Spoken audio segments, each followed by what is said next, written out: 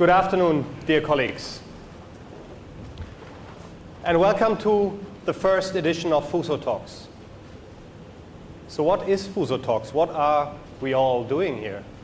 From a format, the FUSO Talks, and we are going to make this a habit now every, let's say, two times a year or something. We will have 2 to 3 speakers who are speaking on topics not directly related to your jobs, but interesting and with a certain theme that ties them together.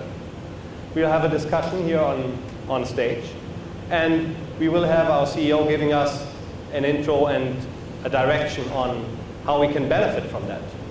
And the rest then is up to you. So let me now introduce our speakers.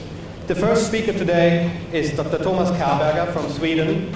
He's leading the Japan Renewable Energy Foundation, a non-governmental organization that aims to push for a big expansion in renewable energy, and with the idea of even having Japan taking a leading role in this. Well, I'm not an expert in this field, but that sounds like a mighty task because you basically have to create a revolution in the Japanese energy sector. And I'm really, really curious to hear more about it. Welcome on stage, Dr. Tomas Kaberger. Thank you for being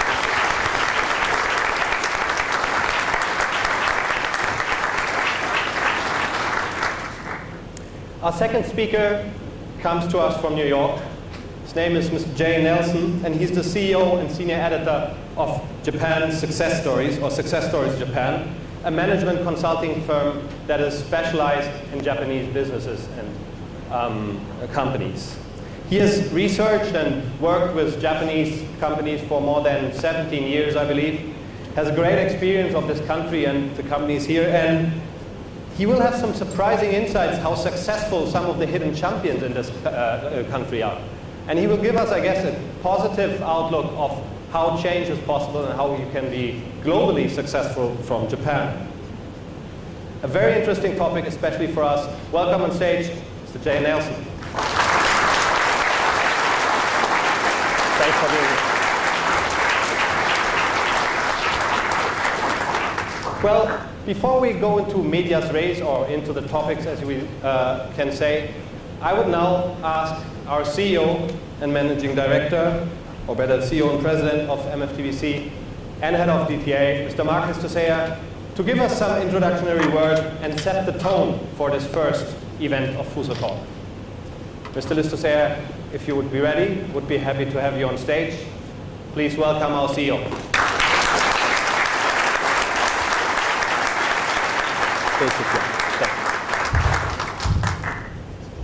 It's good to have you all here now. Today we don't speak about our business.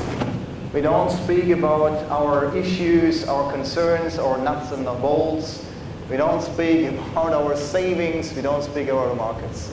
Today we will speak and we will discuss things, hopefully with your heavily involvement, which are beyond. Today we speak about something which has to do with change. Today we speak and we hear to experts and to people, and especially to our tour guests here, who give us an insight from a totally different perspective on Japan. All of you have a responsibility to lead people. You lead human beings, and human beings need also a vision, a dream, a picture, a target.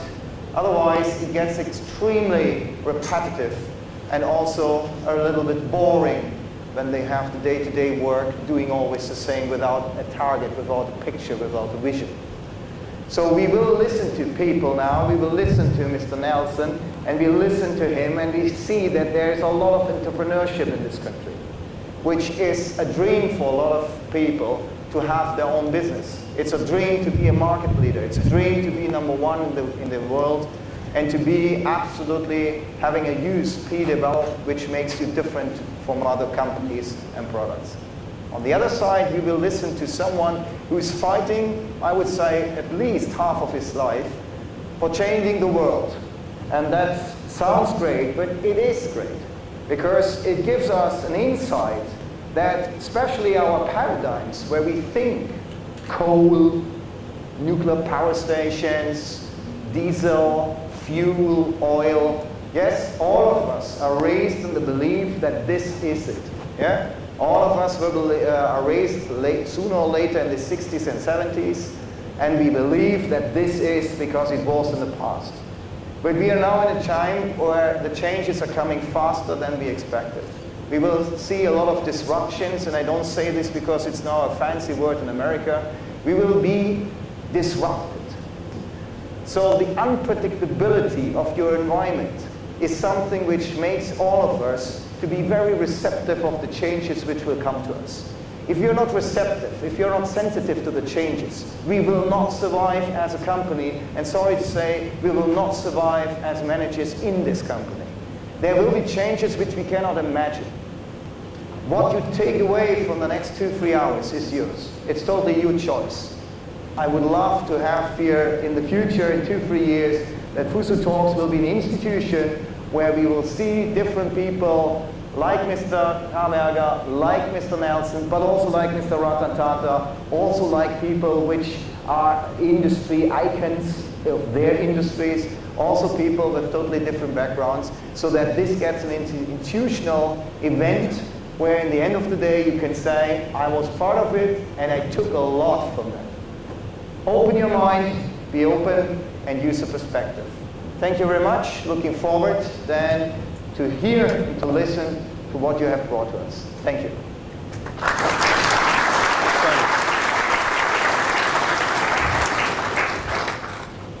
Thank you. I would like to start with you, Dr. Kaberger, and introduce a little bit. I read you started your career as a physicist in statistical physics and information theory and thermodynamics. Pretty heavy stuff for a non-engineer and historian like me. You added even economics to your education, and after obtaining a PhD in physics, became an associate professor in environmental sciences and later professor for industrial energy policy. And then you were Director General of the National Swedish Energy Agency.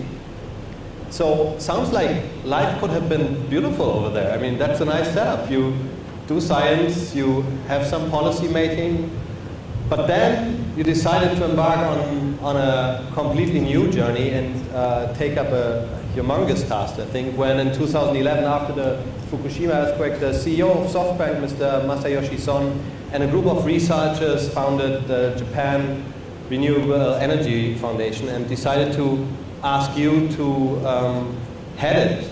How does it come that they're asking a Swedish scientist and energy expert to come here to Japan to change this society in this field of energy? Well, I think it was a little bit lucky chance that one old Japanese friend of mine was visiting in the summer of 2011, and as Director General of the National Energy Agency, I couldn't tell anyone that I was interested in doing something else, but as he was Japanese, I told him that now that we had reached, or were about to very soon reach, the target that the government had set for 2020, heading the agency and managing stagnation was not particularly interesting for me. I was considering other alternatives, and then he said immediately, then I have a good offer for you, and then he called back and I traveled to Japan to meet Masayoshi Son and discuss this task. What, if you put it in a few words, is your job in leading the foundation? Well, the foundation, with me and my colleagues who are here, what we try to do is to bring in experience from abroad to Japan and help in Japan by the competences and ideas that exist here to develop the different renewable energy sources so that they can supply what Japan needs. Mm-hmm. And as I will describe later, I think this is a wonderful opportunity for Japan, as Japan has a lot of renewable energy resources, but no fossil fuels and no uranium. Mm-hmm. I'm quite sure that you have many interesting insights in your presentation, so I would just ask you to please go on stage and give us your presentation. Thank you. Dr. Kaberger. Thank you very much. As I mentioned, I think that the development that is ongoing in the world, making renewable energy technologies cheap and competitive, is a wonderful opportunity for Japan. In the 20th century, when fossil fuels and large nuclear reactors were the most economic, competitive sources of energy, Japan was indeed energy poor, because Japan does not have any uranium, does not have any fossil fuels. But Japan has a lot of the resources that are now becoming competitive. Because what has been happening in the world over the last couple of decades is that as experience have accumulated, more electricity has been produced by the different energy technologies. We see that wind power and solar power has become cheaper. The cost is decreasing with more experience. And comparing these new renewable energy technologies with old fossil fuel-based technologies or nuclear power, you see that these are catching up. And this is how far they had caught up by 1995. But at the global level, the most impressive development is that of wind power. Here you see the installed capacity of global wind power plants, and they have now overtaken the total installed capacity of nuclear reactors in the world. What was it that no one expected in the 20th century that happened this century? Well, it was actually China. The Chinese development of wind power, which was still almost zero in 2005, and then was world leading 5 years later, and now is almost off chart, was something that no one did dare to predict. But China has also understood the opportunities of renewable energy. They realized that if they would rely for their economic growth on fossil fuels, they would require so much import of fossil fuels that they would drive up the market price, making further economic growth more expensive or more difficult. Whilst if they instead invested in solar and wind energy, they would decrease the cost by increasing experience, making further growth even easier. Looking at the cost in Japan, or the price paid for wind power in Japan, you see it's 2 or 3 times the cost in comparable countries. It's an interesting challenge to try to understand why wind power is so much more expensive in Japan. I know Japan has industries with the capacity to build things in a very efficient way. But what I understand is that there are a lot of regulations and planning procedures that make wind power development more expensive in Japan. But globally, costs are falling according to the diagram or the projection that I started showing. Another energy technology that is growing dramatically in the world is solar PV. Here, Japan played an early role, and we have companies in this country who were pioneering in developing low-cost solar PV panels 15, 20 years ago. The cost of electricity from solar rooftop is now cheaper than buying electricity from your electric power company. And that should be wonderful news for anyone. Now you can save money by putting solar panels on your rooftop instead of buying electricity from your power company. And that's the thing that is happening in very many countries in the world now. So in the US, there is 1 solar rooftop installed every 3 minutes since about a year. And in Japan, this is taking off. There is about 1 solar rooftop installation every 2 minutes here in Japan. This has now changed the markets all over the world. Investments are no longer going into nuclear power or fossil power anywhere in the world. And the change in electricity generated, even in China, is now one where fossil fuel use is decreasing, renewables, last year mainly hydro, but also wind, solar, and bioenergy is increasing. This was a kind of argument that was used in Europe in the 1990s, Here you see an advertisement by all the big German power companies where they said that renewable energy cannot be more than 4% of energy demand because then the grid won't work. Now they're at 25 and solar alone is 5. So obviously it was wrong.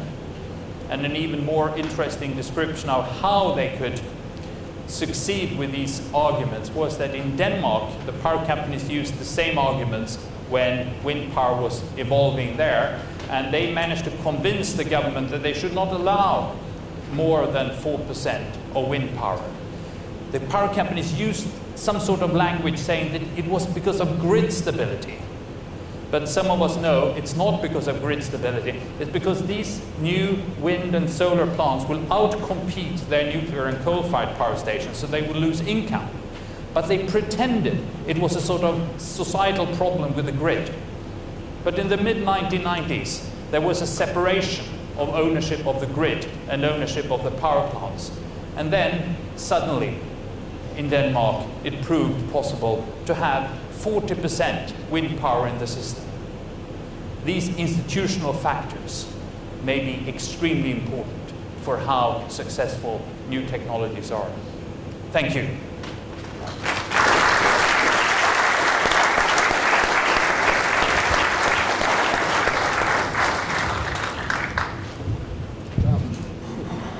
Thank you, Dr. Kaberger. Really insightful and interesting. I mean, you're still positive that change is possible and necessary. What are the forces that support this change? Where are the forces where you're confident that they will finally then lead to a change? The only companies that were against in the European setting, that was the large power companies, of course. But then the clever argument was used to the managing directors of these power companies, where we said, if you know that you're efficient and competent, you will win in the competition. So this will be profitable for you. But if you know that you are incompetent and inefficient, you must be against. And then suddenly no one was against. Even the most incompetent and inefficient said they were in favor of competition. Well, I believe that's a strategy that everyone uses once in a while with superiors or colleagues, so I imagine it's working. Thank you very much, very insightful, and I think we will touch upon a little later. But it shows that change is always also about survival of the fittest. It's the companies who will react and see it as a chance who will profit from it, and it will be the dinosaurs who are unwilling to change who will most probably not survive that trend. And this leads me to our second guest today, Mr. Jay Nelson. Just shortly go back, found your company success stories in 1997, and you observed the Japanese business into all these years. So how or where does your assessment come from, and how positive are you about Japan being able to change and maybe cope with the growth that other economies are having? So we started the company with that basis, that there was global companies that needed to understand how to do business in Japan. Everywhere else global companies are going, they bring the global way. Oh, this is how we do it globally. So, everybody has to just follow the global way. We do it the same way in Sweden as we do it in Australia, as we do it in Brazil, because this is the global way. Everybody has to do it. Well, Japan says no. Japan says no. We have a Japanese way. And so global companies need, of course, to understand a little bit better the Japanese way, and then how to bring global concepts into the Japanese way. And the same way Japanese people and companies, they're so proud to be Japanese, but they need to be sometimes a little more open. There are certain examples of companies that bring in global concepts, and they do it in a Japanese way, and those are the most successful. So anyway, we're quite positive on the whole experience, because we see, for reasons I'll give in the presentation more, that there's still a large interest in Japan, and there should be. So. And I give you the floor to give us your presentation. Mr. Nelson.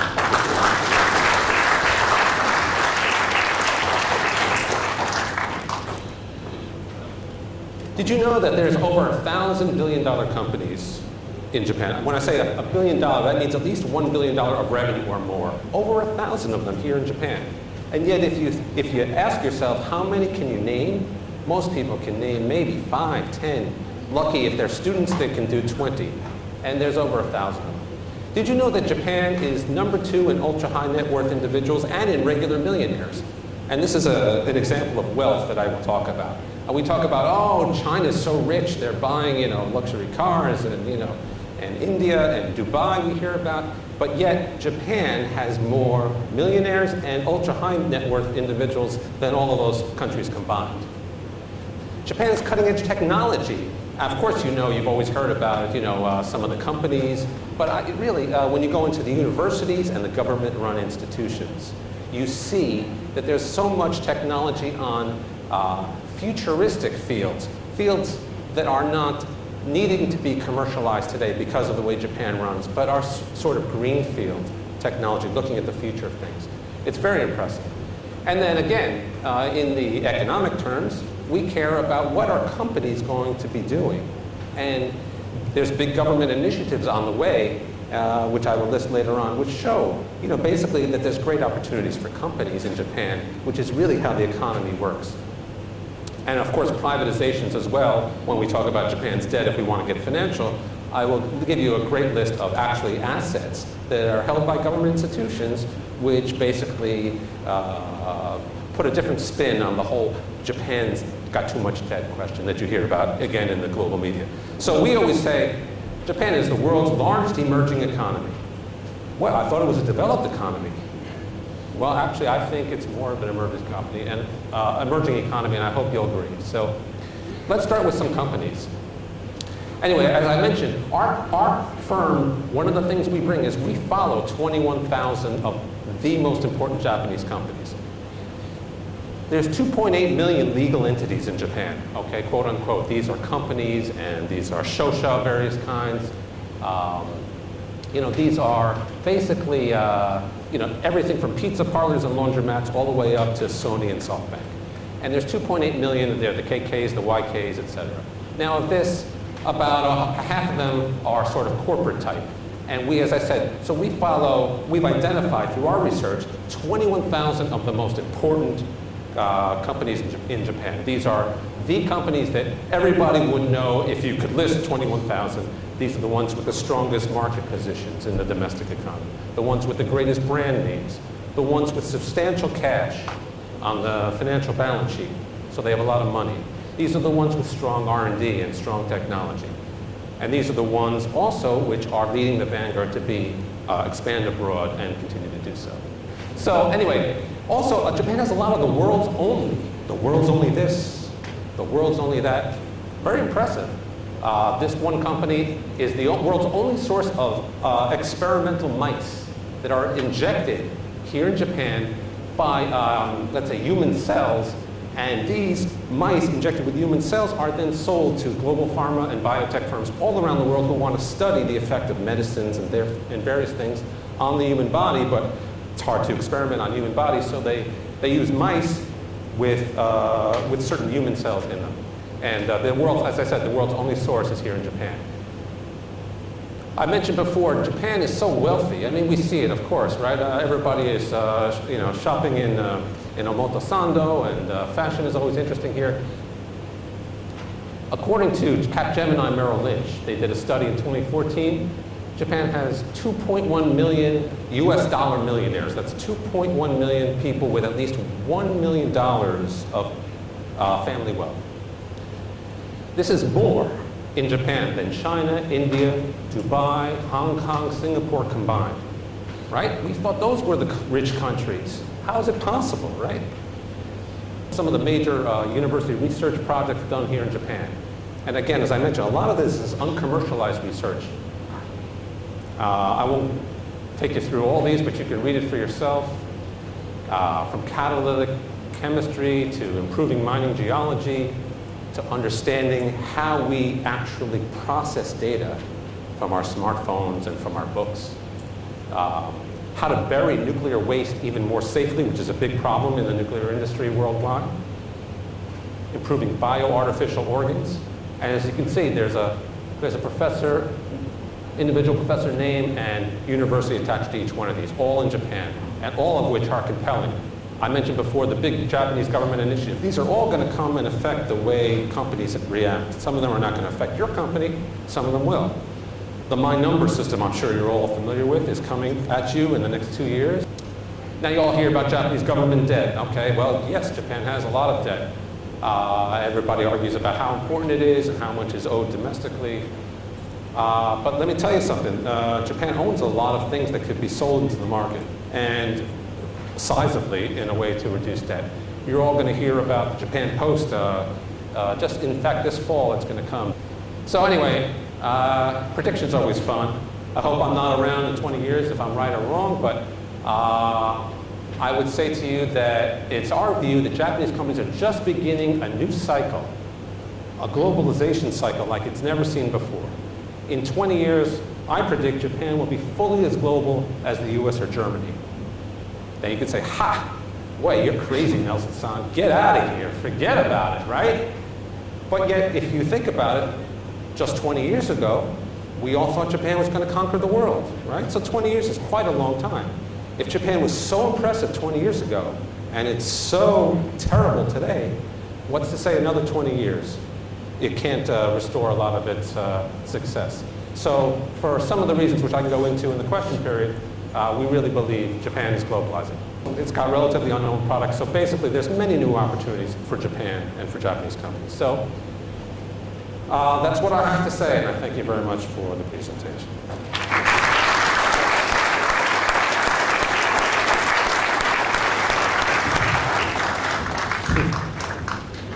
Thank you, Mr. Nelson. I would like to open the floor for questions from our management, from the colleagues who hopefully have listened, made up their minds. You spoke about a lot of dynamics. You spoke about the emerging Japanese economy. Frankly speaking, I haven't seen much of that yet, but especially if previously government-owned companies are going down the route of privatization, they will need to change their route to market in attracting top talent and the right caliber people.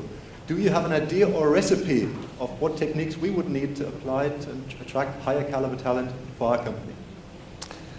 I do, actually. It would probably take up longer than it would take to answer your question, but I'll say that Japanese are very impressed, as most of you know, by brand names and by famous and by being a leader. And so companies that have established a brand name and can trumpet their success in the marketplace draw the highest quality candidates, at least at the first glance. Because everybody, if you look at university graduates, they want to work for famous companies and big companies.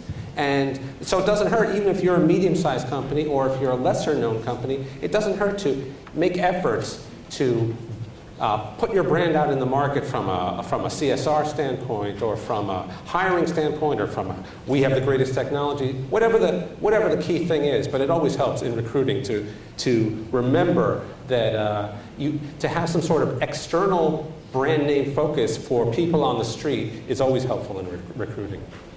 Thank you.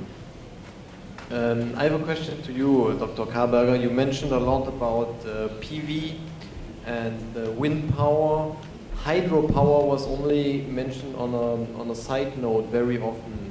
First question would be, is it considered at all in your overall concept? Maybe also as a sort of how do you say, storage, energy storage for the future, because the biggest problem of this PV and wind power is the fluctuation. It means we don't have it constantly. But I wanted to listen a little bit or hear what is your opinion to the future of hydropower. Well, I think the hydropower has a very important role in the global electricity generation already. It's the largest of the renewables for electricity production. It has a great value and a lasting value, as you mentioned, because of its ability to vary production according to demand.